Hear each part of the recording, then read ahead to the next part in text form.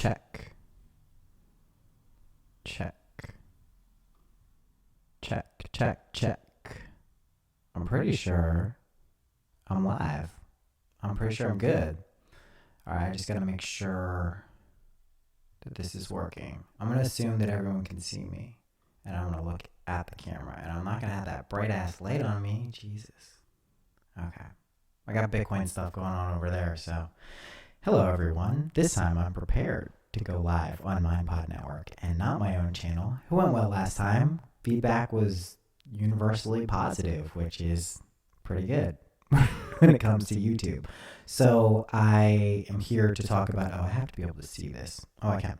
Okay. Bridge of Destiny. What an alluring clickbaity name I gave this, but it is good. So what this is, it's a 4-card spread. I use the Rider-Waite, but you could theoretically use any tarot or oracle deck, and it's a traditional destiny spread. So the first card would be your soul, the second card would be your present situation, and the third card would be your future. And so when I'm reading these, I had to come up with this the other night because I was doing live tarot readings for a charity, raising money for the theater department at Bard College, which is right near here.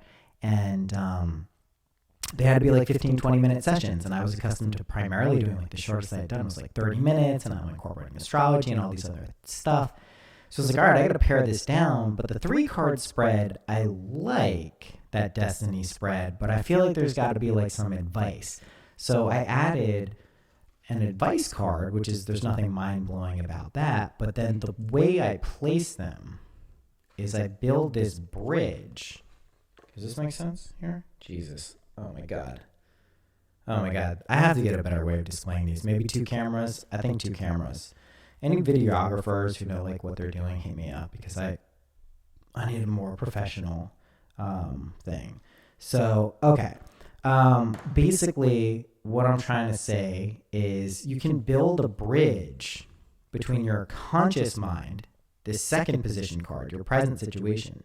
This is something you'd probably be aware of because it's in the present situation and you're unconscious, which in this case is get creative. So I can pull these for anything, and it's really useful. And I even find it useful for, sometimes reading yourself, like your conscious mind will be like, and it'll fight against it a little bit. But for this, it works pretty well. So I wanted to run through, excuse me, basically this spread today using these. So I pulled these cards earlier today on Instagram.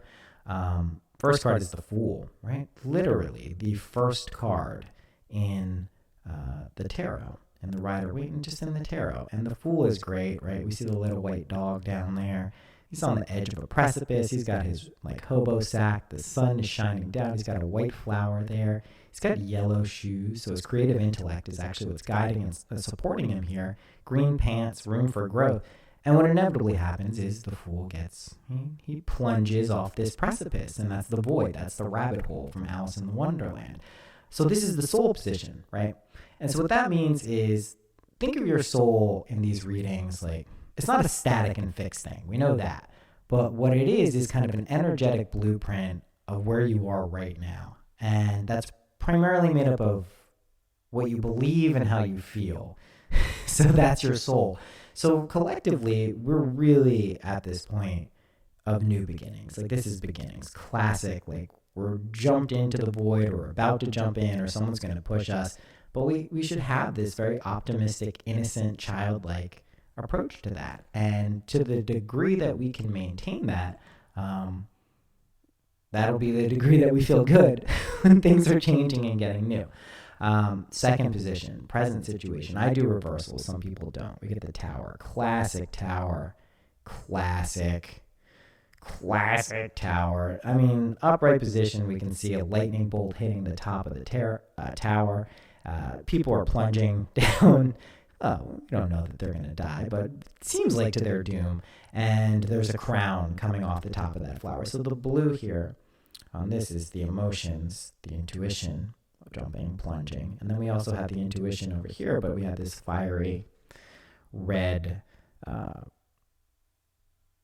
scarf. What is that? Yeah, scarf, shawl around that dude. And that's passion. So this is like in the upright position, it's classic like upheaval, shit's going to change. And the truth is that in this situation, the reversal, they're falling up, right? Or they're jumping up. It changes the scene a little bit. It doesn't mean that there's not going to be change. There's change is inevitable, especially right now. Stuff is getting really funky. Try not to swear on YouTube. I don't think they like that. Whatever, I'll deal with it. So what this means is that changes are happening, but maybe we can actually have an opportunity to deal with that in a healthy way. Maybe not in a way that is fear-based and just scary and not fun. So that's what this card is. Listen, change, dramatic change. I don't mean like apocalyptic and like out there. Just like internally, it can fill you with a lot of emotions. There can be tension, there can be anxiety, but just move towards it and cut through it. And this gets a lot more manageable. It's really more of a transformational card than like kind of like, oh no. But that is the present situation for everyone. And then we have the Magician in the future card, but he be upside down. He's not just his classic performing mercurial self. Let's flip him though for now so we can look at him. We see the 4 suits of the tarot right here. Let me try to hold this up correctly. I keep doing the weatherman going the wrong way. Swords, cups, wands, pentacles. And he's doing performance. Infinity sign on top of his head. Jesus, no. Weatherman. Just you were born to be a weatherman. Let's do this. His left hand is pointed down to the ground. That's his intuitive hand. His right hand is holding this like wand thing balanced to the top. That's his hand of logic. He's got a white robe underneath. That is authenticity, purity, and then this red passion guides him. So the Magician is ruled by Mercury, and the path is discipline. And the discipline, if you're a little rebellious and you don't like stuff, discipline can maybe have a negative connotation, but it just means like keeping at something. And let's say that something is fun. Like that's cool. So this is just like straight up like performance changing magic. But in this, it's more kind of like the potential of what can happen, right? It's not like fully realized performance based stuff. We also have the hands are pointing in different directions now, right? The left hand is pointed up and the right hand is pointed down. So this is really an invitation for the next part of our Bridge of Destiny, which is the logical mind has to get a handle on the unconscious. And that's a dance. You ever hear men are from Mars, women are from Venus, right? Makes less sense these days with spectrum and everything. But the truth is it is this balancing act of duality, Aphrodite and Apollo, and these masculine and feminine energies. And we have the divine feminine right now coming in hard, and she's rebalancing everything. And the divine masculine is kind of like, yo, what the fudge? I didn't say it. And, that's a tough balancing act for a lot of different people. And this doesn't have anything to do with being a man or a woman. It has to do with energies. So what we're looking at here is we're looking at the potential of being able to alchemize that, right? And that's what the Magician is. He's an alchemist. He changes, he transmutes things. But we're going to need our logical, analytical mind to kind of but at least implant or deliver coherency to the unconscious. So this is where we have this pop up, our advice card. Get creative. And it's like, oh, okay, that's always good advice. But particularly in this case, when we're trying to build, I jumped up, Magician. He wants to flip over, by the way. That's what he was just trying to do. But when we're looking at these, how to build a bridge between our conscious mind and our unconscious mind, or subconscious, call it whatever you like, we can get some insight in how we can do this. So we have our conscious mind aware that there's some major changes going on in our lives, in the world, just everything. There's a connection. And then we have in our unconscious, which is just playful here. It wants to get creative. It wants to effortlessly solve situations. So what do we do? What do we do here to build this bridge? How can we gain insights from these position cards here? Jeez, I really got to get a better situation. And here, beginning. Okay? So this is what we're trying to do, build a bridge from what we perceive as change that we're pretty much willing to accept right now, and how do we get creative with that? Well, first card is what we're trying to express, right? When I say we, I really mean all of us, and this is this opportunity for new beginnings. So we're in the void right now. Things are very malleable. It may be a little disconcerting and disorienting if you haven't been here before. It's like everything is just kind of weird, if you know what I mean. And that's cool. It's no big deal. It's kind of fun. And what you want to do is you want to play. You want to play in this world, and you want to recognize that your creativity is quite literally what shapes your experiences. So what we do, and this is why I'm big on the imagination stuff, but how we build this bridge is we deliver feelings and states of consciousness from our tower mind to our subconscious, our unconscious. So the masculine principle is the conscious mind. The masculine is, I'll keep saying this until I'm blue in the face. It's objective, it's personal, it knows the difference between right and wrong. It's selective, it's aware of what it wants. So if I have a desire, I'm aware of that desire. I'm like, I don't have that, I want that. That's the masculine conscious mind. That's our tower reversed in this case. In our unconscious mind, that's feminine. And again, it's not men, women stuff. It's just what it is. It's receptive. It also births what we deliver to it into the world. It's impersonal. It's non-selective. There's no right or wrong. And this is where, women and the feminine energy can get a bad rap. And that's why it's a little bit suppressed very suppressed over the past few thousand years, because it kind of seems chaotic if you don't know what's going on. If I use this example all the time, but I don't want to be depressed, and you feel like depressed as you're saying that, the subconscious mind just goes, it hears depressed, and it gives you depression. So the trick is we have to deliver these states and feelings and ideas and really feel that it's real to our unconscious. And we do that by being aware of our desires and being aware of something that we want and not judging it. Judgment of the thing that we desire or that someone else has, especially if someone has some success somewhere in life and we judge that, like, that ain't good. That's very bad. That is literally linking you to a state of not having something. And you do have it. I know this stuff sounds batty, but when you start playing around with this stuff, it also works. So what do I mean by this stuff? Here's the technique. The technique is this, and there's many of these, and really these are all just tricks to kind of get us to see the power of our own mind and who we really are. That's the fun part. That's the trick. We're not going to talk about that today. We're going to talk about a technique, a practical technique. So the first thing you do to cross this bridge of destiny from this tower mindset where everything is changing to this creative place, and we'll pull some other cards too, is you need to be aware of a desire. Can be big, can be small, can be anything. Just be aware of something that you want, okay? Find the thing, find it now while you're awake.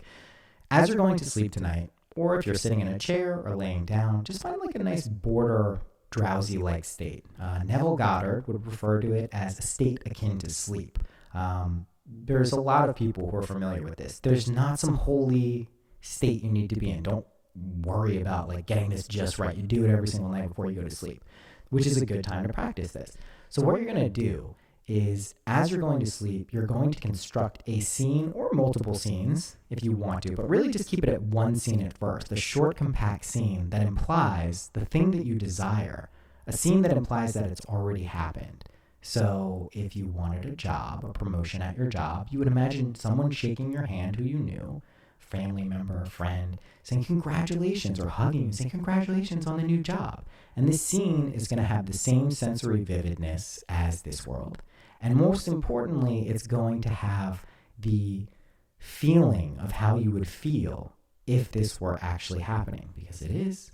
So when you do this, another thing I like to embed in there is also in the scene, imagine how you would feel if you knew you imagined this for yourself and then it happened. That's a nice little one too. So this is it. That's all you do. Do this and go to sleep. And just keep doing it until you feel the present wantingness of what you feel like you don't have kind of goes away. You're still wanted, it's still coming, but you'll have a different awareness and relationship to it. And you'll kind of just accept that something has shifted internally, and then watch what happens. And I would say don't take any practical steps in this world to make your desire happen until you get familiar with this concept, because otherwise you could build a bridge of incidents that basically is like, oh, it happened because I did that. And that doesn't mean like if you're trying to, make a movie, that you don't do anything related to making a movie, but maybe you don't call that producer. Maybe you don't call that screenwriter or whatever. You just do the thing yourself, and then something will come to you. You don't make that extra effort. So that's it. That's the only technique. What you'll quickly find is not only does this work, but it really fundamentally changes the way you view reality if you're not familiar with this. And I want to be clear that this isn't law of attraction or secret stuff which works because it's a stable imaginal act and people believe in it. You're not pulling anything to you. It's coming from you. It's within you, and you're allowing it to unfold. And that's precisely what happens when we do this. So don't think you're pulling anything to you. You actually don't.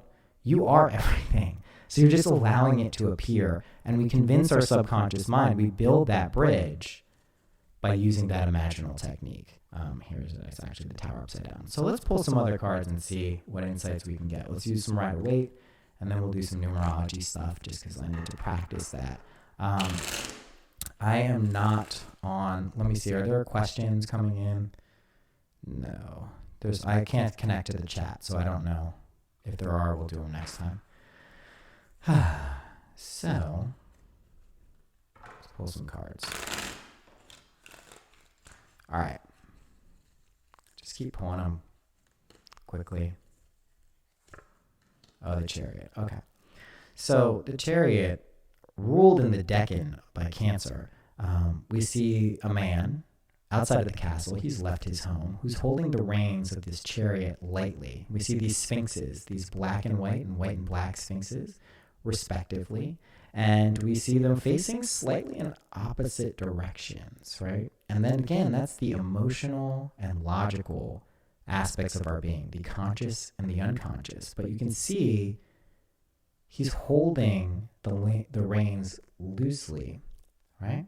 In his right hand, the hand of logic, he's also holding this blue and yellow wand, the intuitive wand. And he knows how to steer this thing. This chariot is going where he wants it to go, right? He's armored up, but he's got these crescent moons too, showing his mastery of his motions, which is actually what guides this chariot. So he knows where he's going. And 7, right? It's the 7th card in the major arcana. 7s are reflection, assessment, and knowledge. And that's really what we use to kind of figure out how to drive our chariot. And our chariot is us, and it's our lives. And we'll get a little deeper into that. Let's pull another card. The Wheel of Fortune. 10. Okay, this makes a lot of sense. 10s are connected with completion, end of a cycle, and renewal. And this is Anubis, the Egyptian deity, Anubis. And we see signs of the zodiac all over the place, just having a wonderful time together. And we see Taro, it's either Torah or tarot, and it's just wisdom. And this snake, right, the Kundalini snake, just showing up, having a good time. The Wheel of Fortune seems like it's not under our control. It seems like it's random sometimes. Seems like it blesses other people, and sometimes it blesses us and sometimes it doesn't. That is a misapprehension. We control this wheel. When we know how to balance our energies, our elemental energies, the 4 elements, earth, air, fire, and water. I was about to do Captain Planet, but I was about to go earth, wind, air, fire, and heart.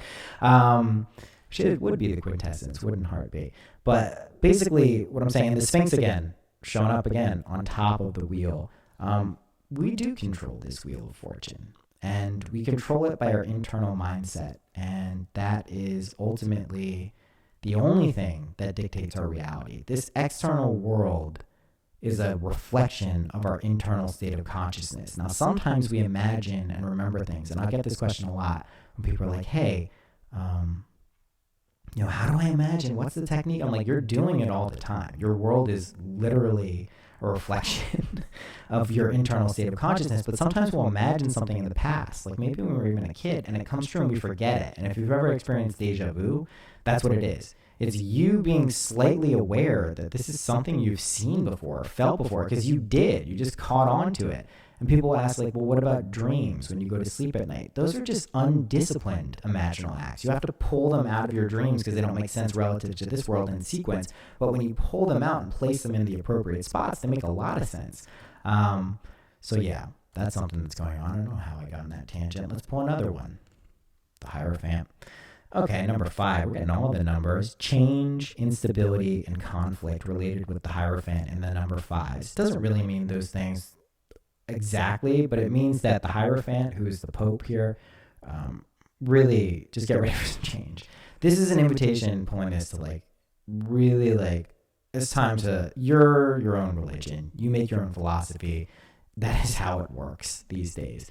Religion is great. I love some of the religious organizations and traditions that have populated the world over the past few millennia, but you know, it's up to us now to figure out what that means and how to harmonize all of these different traditions and not exclude things just because maybe some people abuse them. Wink, wink, Abrahamic traditions. There's value in all of them, and the people who put this stuff down in books and scripture for us to look at didn't mean that we should take it literally. So if you get caught up in like the literal interpretation or a historical account of these things, like you're just, you know, it's going to take you a little longer to understand that the Hierophant is overthrown. It's replaced by something else, and that's certainly what's going on. Let's get one more card. Having a good time? Yeah, this one's around a lot. The Observer. The Threads of Fate. Observer. Just look what's going on around you. Do your senses, do your external senses feed your internal world? Do you take this world out here to be real and then let it influence what goes on up here? Or do you do it up here and let the external world, you let it unfold what you're doing up here? I recommend the latter. This world that we view out here is an effect. It's an after effect. It's an after picture, out picturing of what happens up here. Test it out. Don't take my word for any of these things. The techniques that I go over, the things that I talk about, don't take my word for it. That's dumb. Test it. Empirically prove it. If you think you're a skeptic, if you think this is nonsense, if you think it doesn't make any sense at all and this is not how things work, test it out and prove me wrong. If you don't test it out, then that's on you, right? I mean, then you're just shouting into the void, and I'm not here to convince anyone. I'm not here to try to get people on my side of belief. It's totally irrelevant, but I do feel motivated to share some of these things because it's helped me so much. But also, I'm very confident this will help you. So if it resonates on any level, that's your decision to do it. So I think that's the reading. That's the Bridge of Destiny. We'll be doing these every so often on this channel. You can check me out on my channel on YouTube, also Instagram, Twitter, all the places. I have a podcast called Synchronicity, and you can check that out and do whatever you want to do. Okay, that's it. I will see you soon. Bye-bye.